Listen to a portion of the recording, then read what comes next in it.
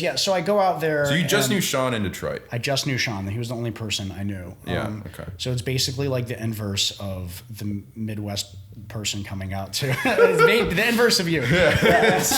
I'm going to Detroit to start my Hollywood career. Hollywood's that way. Yeah. But to make kind of a long story short, I basically was there as an intern, and then I badgered them into letting me be a DP. And then I badgered them into letting me direct. What was your badgering? What was your pitch? I think it was just my passion, mainly. Just being like, it wasn't like something that was fully formed, and it wasn't something that was fully like organized, I guess, in a way where it's like, this is our process for finding directors. This is our process for doing this. Like, it was very loose, and a lot was still being like figured out on the fly. So because it was so fluid, you had an opportunity to kind of do multiple jobs. Yeah. It's like I really learned a lot there because I did photography there. I was an editor there. I did cinematography. I kind of did like a lot of the jobs. Yeah. Which I think it's good. It gives you well-rounded it's valuable now to know how to do all that stuff. Yeah. Because, I think, it's important to know every department.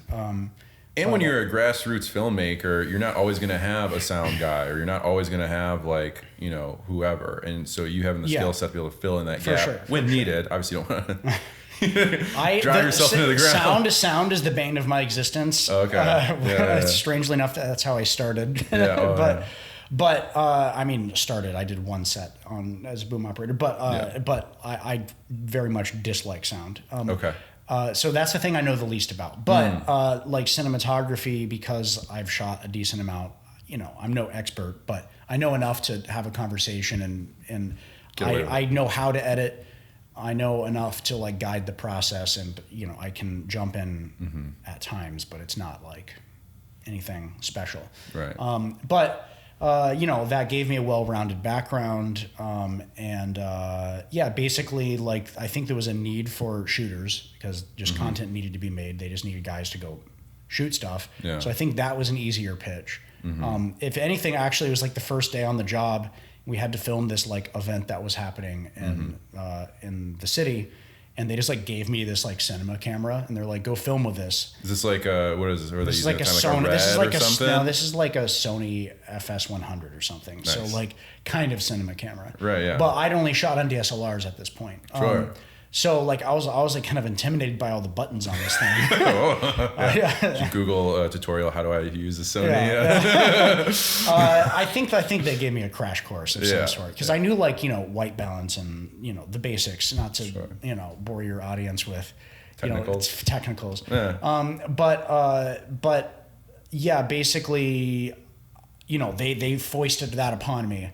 Being a camera guy, and it's like I enjoyed it. I like doing it, but ultimately, like I really wanted to direct, and I think it was, I think what allowed me to get to that point was a couple things. One was the fluidity of the nature of the company at the time, which wasn't a company. It was we were still like Dan's video guys. Yeah. And then not a bad name for a company though. Dan, yeah, for sure. So it was that. I think it was my passion and my just like insistence upon it. Yeah. And then I think also it was and the opportunities. Like, if nobody else is going to do it, then you just like.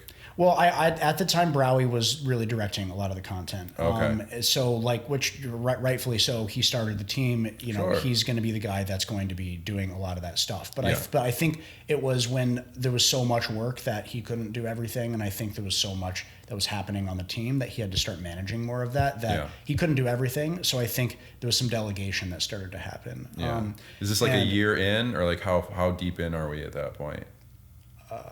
Probably about a year. Okay. Yeah, I think about a year. But I think the last thing also was I directed my first short film, Chocolate and Cigarettes, and that was like literally, besides the random things I'd done in college, that was like one of the very first things I had directed.